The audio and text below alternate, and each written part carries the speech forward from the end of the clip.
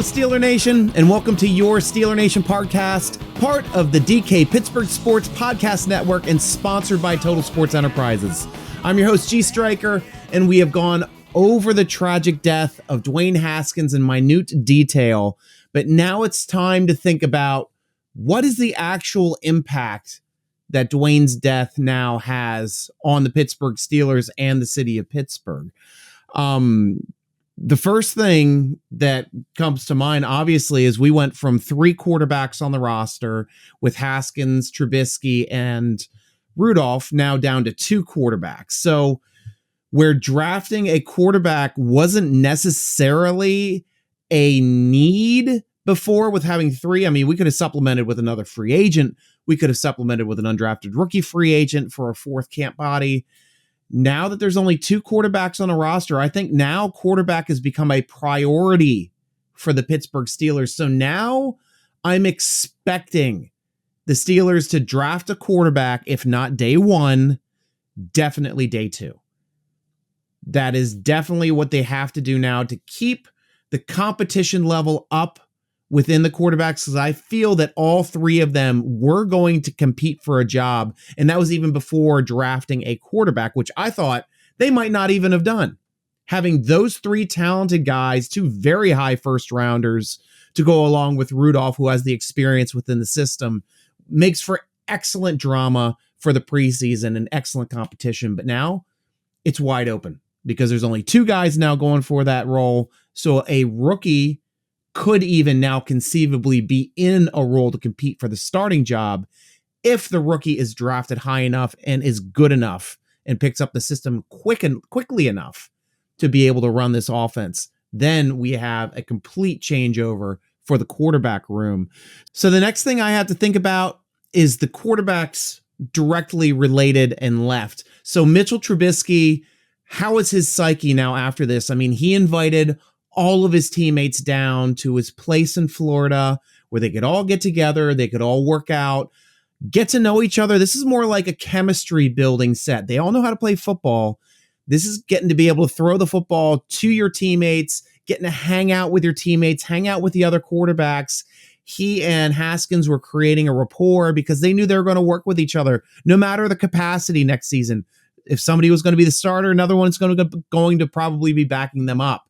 So those guys knew their role within the city of Pittsburgh, knew they were going to be there. But now with Haskins dying on that trip on his way back home, going toward the airport, how is this going to affect Mitchell Trubisky? Is this going to affect him negatively? Is he going to take this death personally? I mean, I hope he doesn't, because that was a huge leadership move for him to invite not only just the pass catchers down to his Florida residence, which I've seen before by NFL quarterbacks, always bringing down the pass catchers, sometimes linemen. It's the first time I've ever seen a new quarterback invite other quarterbacks on the team. That was an extremely high leadership move out of him. Rudolph was also extended the invitation, did not go, but we'll talk about him in a moment. I hope this doesn't affect Mitchell adversely, because I think he has the biggest potential to utilize the most out of this offense with his mobility. I think will give him an edge with this competition with Rudolph, but we have to see if there's another quarterback that's mobile in the draft that we end up picking up that may be in this mix as well. And so then that takes us back to the elephant in the room, and that's Mason Rudolph. So Mason Rudolph at times is viewed as like an adverse competitor. Somebody that Steeler fans and Steeler Nation loves to hate. Likes to put all the blame on that guy when things don't go 100% right. Is it always his reason, or should it always be thrown on his shoulders? I don't know. But should he be able to react in a better way and show more support in the city of Pittsburgh and more love for the team and have the teammates really rally around this guy? That is yet to be seen. And that is why I think that Haskins' death is very important in the maturity now of Mason Rudolph, now losing a really good friend who was a backup with him last year and understood that role and was helping to push each other to make each other better. That was a great competition between he and Haskins last preseason, which I thought Haskins made up that ground very quickly, just learning the offense. When Rudolph had 3 years of experience already in that offense, it was nearly neck and neck, in my opinion, by the time we got to the end of preseason. All of them obviously earned roster spots with the way they performed in the preseason, but Haskins did have more touchdowns throwing than Rudolph did last preseason. Something to think about. Also led them on more scoring drives and higher percentage scoring drives for touchdowns to field goals. Though we always ended up, it seemed like, with a kick every time Rudolph was out on the field as well. Did a good job of getting scores. Big reason why the preseason record was 3-1 last season. What I want to see is Rudolph continually push to mature, to really become a leader on this team, to go out and try to seize his opportunity, because life is short, as he's just seen, losing a teammate, losing a quarterback roommate, and losing a friend in Dwayne Haskins. So my heart goes out to him, but I'm looking forward to that quarterback competition now as it moves forward. So the next thing I want to talk about is, how is this going to handle the team as a whole? How are they going to come to terms with this death, number one? Because it's much easier when like somebody older passes. So we've had Art Rooney pass. We've had Dan Rooney pass. Both of them lived full lives, achieved a lot within their lifetime, Super Bowl wins, building an NFL franchise and $1 billion organization. Also Dan being an ambassador to Ireland, things like this. Just, it's not as tragic when someone older passes. You more remember them for how they were, all the great things they accomplished. But now we have a young player passing, and that is far different. That hit me hard as a fan, as hard as anything has ever hit me as a fan. The only thing I can equate it to was when I first heard about Ben Roethlisberger's motorcycle accident, didn't know how severe it was, didn't know if he'd ever return to playing football ever again, since he got hit while riding a motorcycle in Pittsburgh, which we all know is dangerous with those Pittsburgh lefts that cars like to do. And he paid the price, but this situation is much more dire, much more permanent. So, you know, how does this team find a way to rally around Dwayne Haskins? I'd like to see number 3 patches on jerseys to help them, you know, remind them daily basis of that positive influence that Dwayne Haskins was, and that smiling face that he was in the locker room, in the quarterback room, in the offense, just trying to pump up his teammates every step of the way. It would go a long way to paying homage to him as the man, and to put a memorialized patch on those jerseys so Steeler Nation can purchase those jerseys this year as well and remember that number with pride. And that is something I would look forward to doing as well. This is also a huge loss, not only to the Pittsburgh Steelers team, but the entire city of Pittsburgh.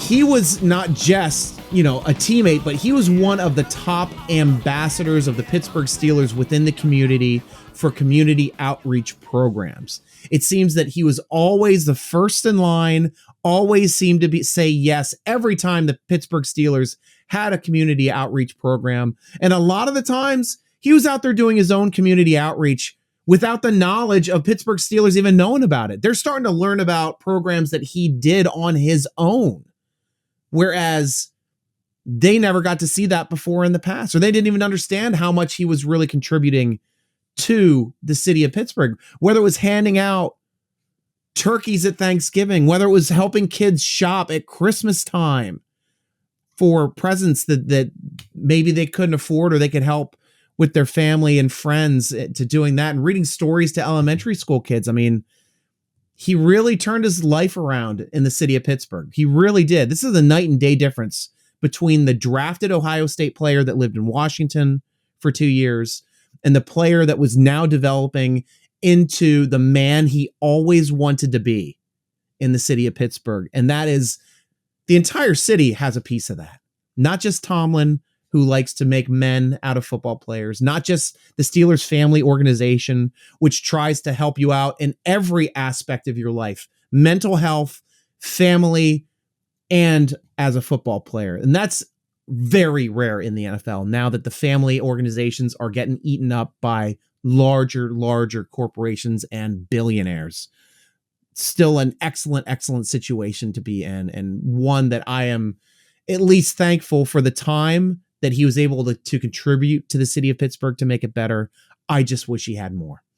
And lastly, this is something that I want to make a big point on. How is this death going to affect Stephon Tuitt and his ability to be a Pittsburgh Steeler? All last year, extremely hush-hush situation when his brother died. He left social media when that happened in June. That was his last post when his brother passed, getting hit by a car as well in a hit and run accident. Hasn't been able to come back to the team in a football capacity since. Now that Dwayne Haskins has passed, somebody that Tuitt has not really been around because he was not there in preseason since his brother died. But now the entire team is dealing with the loss of a brother. So now Stephon Tuitt is in a rare opportunity where he can come back and help his teammates deal with the loss of a fallen brother the same way he's had to deal with the loss of a fallen brother, his own personal family brother.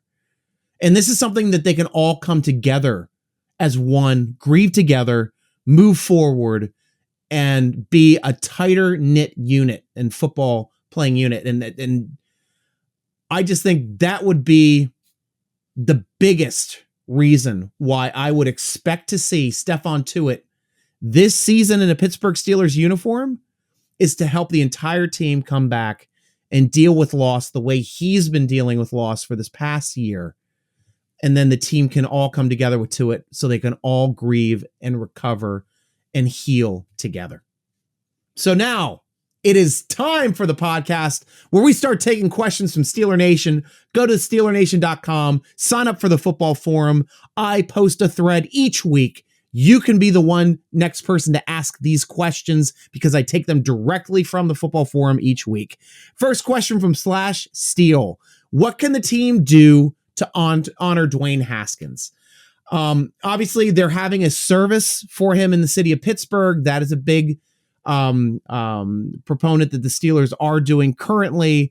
I mentioned the jersey patch earlier in the show. That's something I'd love to see, a number 3 patch on the jerseys this season. I'd like to see the Pittsburgh Steelers promote his charities a little bit this season as well. And most of all, I would love for the Pittsburgh Steelers to take care of his family and pay his wife his restricted free agent tender of $2.433 million, because that is not a guaranteed amount for players if they're cut, but it is supposed to be guaranteed for injury. And there is no injury more dire than death. It's something you never come back from. And he was using his time to help his teammates become closer teammates, create some team chemistry, and also get to know the new quarterback. These are big things that he was down and sacrificing his time to help the Pittsburgh Steelers as a team ambassador for the team. I think the least they can do is extend that tender to his late wife and make sure that goes a small way to helping their family out in dealing with this loss.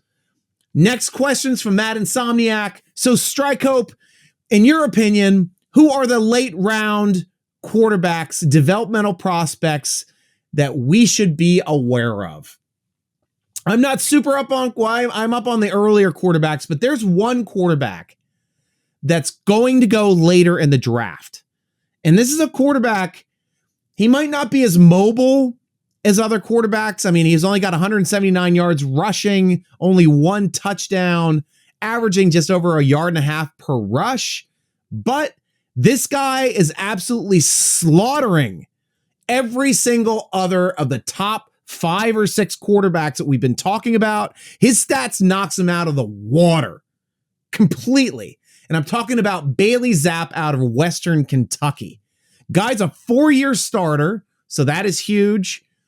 This past season, 62 touchdowns, 11 interceptions total, 5,967 yards, nearly 6,000 yards, with a 69.2 completion percentage and a 168.9% quarterback rating. So his touchdowns, his yardage, his completion percentage, and his quarterback rating blow everybody else out. Absolutely destroys everyone else in the top 5. So really, really interesting stats for a late round pick who might fit in for the Pittsburgh Steelers to being a backup quarterback.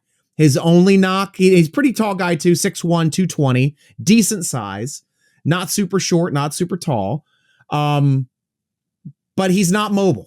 That's the only knock I have on him, and that's something the Steelers are looking for. They want a mobile quarterback. This guy's a pocket passer. He's a pocket passer. I don't know how he can handle the RPO, but the guy can definitely throw the football. So that'd be an interesting look at. Which of our backup running backs are still worth keeping? I still see a lot of value in McFarland. He's still a great two-way threat. He's a great pass catcher out of the backfield. Plus, he is our fastest running back on the roster. Preseason, he was slotted to be the number 2 running back before he hurt his ankle and was placed on IR and didn't get on the roster again until midseason. This guy has it. This guy has already run and had an incredible year under a Matt Canada offense in the University of Maryland. And I would see this guy really fitting in well, especially with the better blocking up front. Which brings me to Snell as well. Snell's more of a short yardage guy, more of a tough yards guy, but with the interior offensive line now improving up front with Daniels, with Cole, with Green having another year under his belt, Moore having another year under his belt, Dotson with another year under his belt, Chooks returning. This line can push the line of scrimmage. So I would be interested to see what this team can do with these guys moving forward. I think Snell would be, all these guys are going to be better no matter what. And that is strictly because of the offensive line. Because Najee did it without an offensive line last year. This year, he's going to be able to do it with an offensive line. Next question from Mad Insomniac. Deontay Johnson at $18 million per year, yay or nay? I've been talking about this a lot. When he tweeted out that he wanted $16 million in the offseason, I said pay the man and back up the truck, lock him into $16 million because it's a steal. It will be a steal. Nobody separates better than Deontay Johnson in the NFL. Nobody breaks press coverage better than Deontay Johnson in the NFL. He's going to be better at catching balls and has improved his drops dramatically from year to year. That will improve because he's now going into his 4th season. And as I've written articles and I've talked about this on podcasts, all X receivers in Pittsburgh's blow up in their 4th season. He already has a Pro Bowl under his belt before he even starts his 4th season. No other Pittsburgh X receiver had a Pro Bowl for receiving until Deontay Johnson as an X receiver. Looking forward to what he is able to do. And even if that bumps up to $18 million, pay the man because it's going to be a steal next year when that cap blows up. Absolutely blows up next year. Next question. What is your starting offensive lineup right now? Okay, feet to the fire right now. My top starting lineup, left tackle would be Moore. Left guard would be Daniels because that's where he played when he was a starter. Center would be Green. I know a lot of you guys would be like, what, Striker? I'd say center Green. He's been working with Pouncey in the offseason. He's getting bigger. Guy's athletic as hell. Athletic as hell. I want to see this guy fight in year number 2 with a full year of center under his belt and now coming back. I think he's going to compete and win that center job. which means who's going to be the right guard, Striker? Is that going to be Cole? Nope. Dotson. I will have Dotson as my right guard, and that is because that is the position that he played all through high school, all through college, when he was a unanimous player of the year for offensive line in college, All-American. So, that is who I want to see back at his right guard spot, where he was an absolute bulldozer for the Ragin' Cajuns, Louisiana Lafayette. Then, of course, right tackle will be Chooks, where he always seems to end up back. Wasn't he supposed to be left tackle last year? He was supposed to be, but now he's back. So I'd have Cole as my top interior offensive lineman backup, Hassenauer there as well, being a backup, re-signing his exclusive rights free agent tender just recently. And final question, what should we call the Browns formations that have Watson and Hunt at the same time? A, the assault and battery formation. B, the Jim Brown special formation. C, the not me too formation.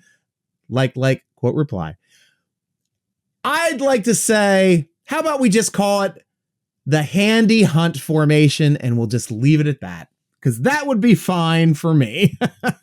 That's just me. So, Steeler Nation, that's all the time we have on the Steeler Nation podcast. Be sure to check out our sponsors over at tseshop.com. Follow them on Twitter as well at Total Sports Enterprises on Twitter, which is Total Sports ENT at Total Sports ENT. Vidcast should be up and live next Tuesday at 7 p.m. on Steeler YouTube. Make sure you subscribe there, youtube.com/Steeler Nation, for all of our video content. Check out the great Pittsburgh Sports content at dkpittsburghsports.com. All of the awesome podcasts, all of them at DKPS Podcasts on Twitter. Read our great Pittsburgh Steeler focused articles at SteelerNation.com. Follow Steeler Nation on Twitter at Steeler Nation, on Instagram, SteelerNation.com. Follow the podcast on Twitter at _SN Podcast or Instagram, Steeler Nation Podcast. And follow your host, Steeler Nation Striker, on Twitter and Instagram at SN Striker. Thanks for joining us for the Steeler Nation podcast, sponsored by Total Sports Enterprises, part of the great DK Pittsburgh Sports Podcast Network. I'm your host, G Striker, rooting along with you as always. Go Steelers!